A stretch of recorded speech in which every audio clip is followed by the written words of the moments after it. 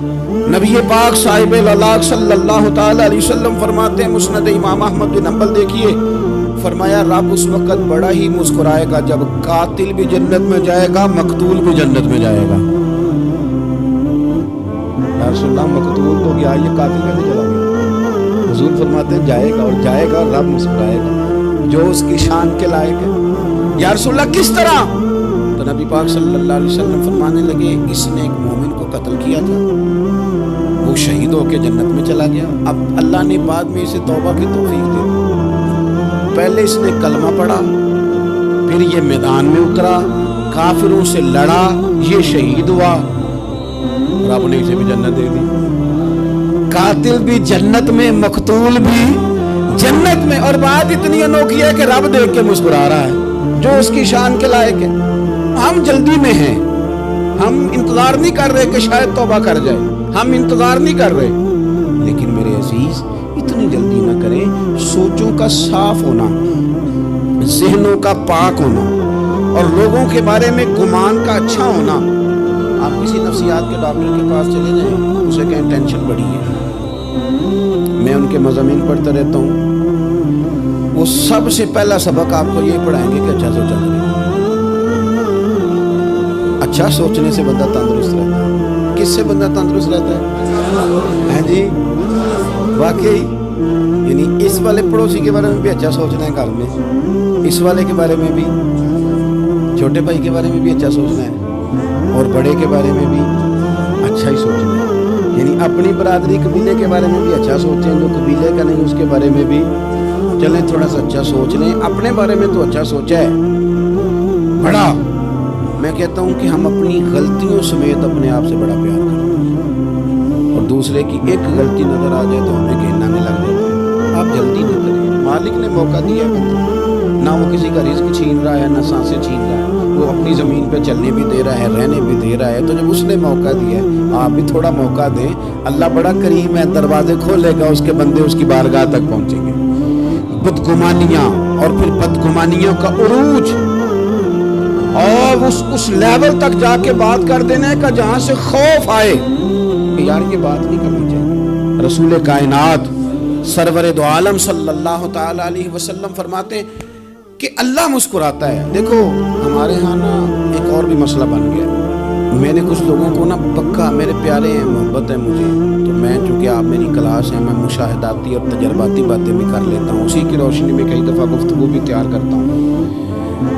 کچھ لوگوں نے نا پکا ذہن بنا لیا یہ کہنے کا کہ ہاتھ بڑا تنگ ہے، پکا، آپ جس وقت پوچھ لیں ان کا ہاتھ ہے اور بڑا ہی زیادہ تنگ ہے۔ آپ یقین کریں، بہن کا جو خامند ہے وہ کہہ رہا ہے کہ حصہ لے کے آ، تیرے بھائیوں کی کمائی تو نہیں، تیرے ابا کی لے کے آ۔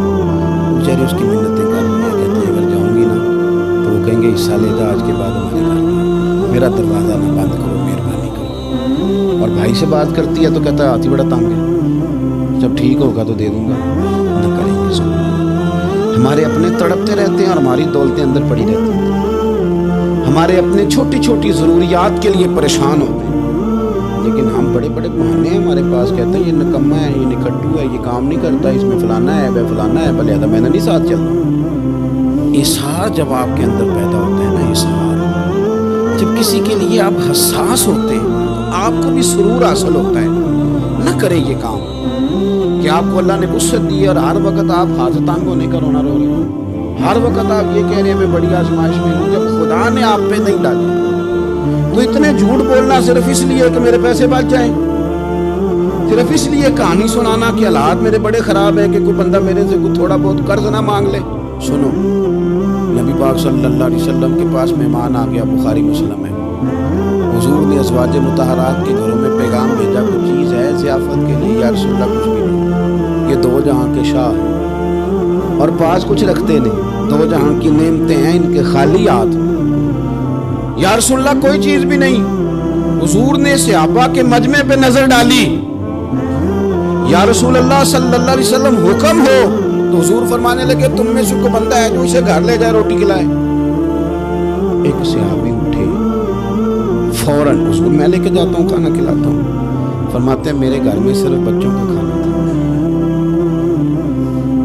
یہ نہیں کہ فریزر بھرا ہوا ہے نعمتوں سے، صرف بچوں کا کھانا۔ یہ نہیں کہ کسی کو دیکھ کے اپنی ہنڈیا پہ برتن دے دیا، صرف بچوں کا کھانا۔ کہتے ہیں گھر گیا، بیوی سے کہا کیا کیفیت ہے؟ کہنے لگی بچوں کی روٹی ہے۔ میں نے کہا بچے سلا دے، صبح ناشتہ کر لیں گے۔ تو کہنے لگی آپ کیا کھائیں گے؟ تو میں نے کہا نہ میں کھاؤں گا نہ تم کھائے گی، مہمان جو نبی پاک کا ہے۔ اچھا اب ذرا تجویز دیکھو میاں بیوی کی سوچی آپس میں۔ کہتے ہیں کھانا لگا دینا، کیونکہ ایک آدھ بندے کا کھانا ہے۔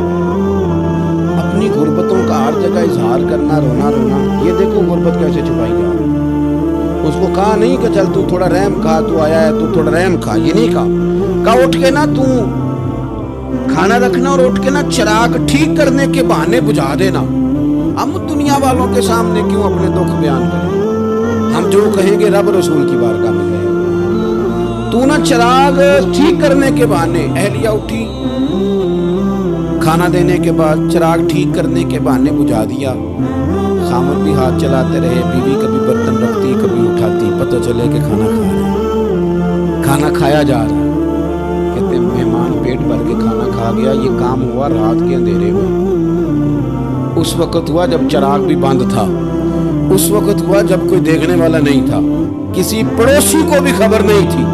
فرماتے ہیں صبح کے اجالے میں اس مہمان کو لے کے مسجد نبوی میں نے قدم رکھا تو نبی کریم نے فرمایا رات جو تم نے کام کیا ہے نا اسے دیکھ کے میرا رب بڑا مسکرایا ہے، اللہ بڑا مسکرایا ہے۔ اللہ تردامنی پہ شیخ ہماری نہ جائیے، ہم دامن نچوڑ دیں تو فرشتے وضو کریں، یہ شان ہے صحابہ کی۔ نبی کریم علیہ السلام نے فرمایا رب رات مسکرایا تیرا یہ انداز دیکھ کے، اور اس نے قرآن نازل کیا وَيُؤْثِرُونَ عَلَىٰ أَنفُسِهِمْ وَلَوْ كَانَ بِهِمْ خَصَاصَةٌ۔ کچھ لوگ وہ ہیں جنہیں بڑی بھی ضرورت ہو تو دوسروں پر اثار کر دیتے ہیں، قربانی دے دیتے ہیں۔ رب مسکرایا ہے، اندر پیسے رکھے ہوئے ہیں، اندر پیسے رکھے ہوئے ہیں، اور بہن آ کے منت کر رہی ہے کہ بھائی حالات بڑے خراب ہیں، تھوڑی سی مہربانی کر۔ تو کہتے ہیں بہن پڑتا ہی ہے بس، کیسے بتاؤں تمہیں، کیا بتاؤں کام کتنی مشکل سے چلتا ہے، یہ پڑتا ہی ہے بس۔ بہرحال اگر تو نے کہا ہے نا 50,000 تو میں زیادہ نہیں 20 کو دے دوں گا تمہیں، وہ بھی خاصی نیکی کر کے، تمہیں بتا سکھا کے۔ رات اماں پہ علیحدہ سے احسان چڑھاؤں گا، ابا پہ علیحدہ سے چڑھاؤں گا کہ تمہاری بیٹی کے ساتھ آؤں، سارے علاقے کو ویسے ہی بتاؤں۔ اور وہ غریبنی بیچاری 20,000 لے کے گھر گئی ہے، کئی سفارشیں کر رہی ہے کہ مہربانی کرو۔ میں نے ایسے بھی دیکھے ہیں جو پہلے بیوی کو پکڑاتے ہیں تو دے، اس لیے کہ پھر وزیر اعظم تو ڈنڈا نکال لے گا تو بڑا مشکل ہو جائے گا پھر گھر میں رہنا، لہذا وہ یہ تو آگے لا۔ یہ کیا لہجہ ہے آپ کا؟ یہ تو کسی کو بھی دے تو چھپا کے دینے کا حکم ہے، کسی کو بھی دے تو ہمیں حکم یہ ہے کہ سیدھے ہاتھ سے دینا ہے، الٹے کو خبر۔ اور یہ جو بالکل ہی اپنے ان پر تو پردہ پوشی آپ کے لیے ویسے ہی ضرورت تھی۔ میرے عزیز رب مسکراتا ہے۔ میرے نبی پاک علیہ السلام نے یہ اعمال ہمیں بتائے جن پر اللہ مسکراتا ہے، خوش ہوتا ہے۔ اور بعض لوگوں کو حضور نے نامینیٹ کیا، حضرت سعد بن معاذ رضی اللہ تعالیٰ عنہ عظیم صحابی تھے۔ یہ وہ خوبصورت صحابی ہیں جن کے جنازے کو کندھا میرے نبی پاک نے عطا فرمایا، حضور نے کندھا عطا فرمایا۔ کمال ہو گیا، نرخ بازار محبت کا انوکھا ہی ہو گیا، خود خریداروں میں شامل آ کے مولا ہو گیا۔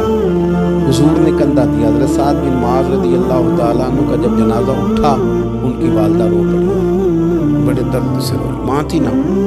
ان کی آواز جب حضور تک گئی تو نبی پاک نے فرمایا آنسوؤں کو روک لے، آواز کو کم کر لے، تیرے بیٹے کی تو جب روح پرواز ہوئی ہے تو رب مسکرایا، جس کے آنے پہ رب راضی ہو مسکرا دے جو اس کی شان کے لائق ہے۔ یہ تو وہ لوگ ہیں کہ جن کے جانے پر نا رب، کو کسی نے کہا تھا کہ میرے مرنے پہ ہر سو شور مچ جائے گا، دیکھو گے میرے مرنے پہ ہر سو شور تمہیں پتہ چل جائے گا جب ہم جائیں گے، میرے مرنے پہ ہر سو شور مچ جائے گا، دیکھو گے، اور کہنے الوداع سرکار خود تشریف لائیں گے۔ اور درویش کہنے لگے بات مرندے مکھڑا میرا ہو جاوے جے تازہ، پھر سمجھ لینا محبوب میرے نے آن پڑے ہے جنازہ۔ اور عاشق کا جنازہ ہے، ذرا دھوم سے نکلے اور محبوب کی گلیوں سے ذرا گھوم کے نکلے۔ فرمایا کہ ان کے تو جانے پہ رب کریم. اور حضور نے ایک دعا بھی دی. حضرت ابو طلحہ رضی اللہ تعالیٰ عنہ صحابی تھے, ان کا وصال ہو گیا تو حضور نے دعا بھی دی. فرمایا یا اللہ جب میرا طلحہ ہے نا تو اس سے مسکرا کے بات کرنا, یہ تجھ سے مسکرا کے بات کرے جو تیری شان کے لائق ہے. تو اللہ تعالیٰ غائب درجے راضی ہوتے. ایک دفعہ پھر بات دہراتا ہوں, جو میدان میں ڈٹ کے شہید ہو رب اسے دیکھ کے مسکراتا ہے جو اس کی شان کے لائق ہے. جو توبہ صحیح کریں سچی کریں رب انہیں دیکھ کے مسکراتا ہے جو اس کی شان کے لائق ہے. جو نماز کے لیے صفے بنائے رب انہیں دیکھ کے مسکراتا ہے. جو جہاد کے لیے صفے بنائے رب دیکھ کے مسکراتا ہے. جو لوگ صبح پچھلے پہر اٹھ کے عبادت کریں رب انہیں دیکھ کے مسکراتا ہے. اور جو کبھی کبھی بھوکے رہ کے دوسروں پر قربان کر کے اثار کر دیں رب انہیں دیکھ کے مسکراتا ہے. بہت بڑی فضیلت ہے. اللہ ان سارے کاموں میں سے کسی ایک کام پہ ہمیں بھی لگا دے تاکہ یہ بڑی فضیلت اللہ تعالی ہم گناہگاروں کے حصے میں بھی فرما دے. آخر دعوانا الحمدللہ رب العالمین.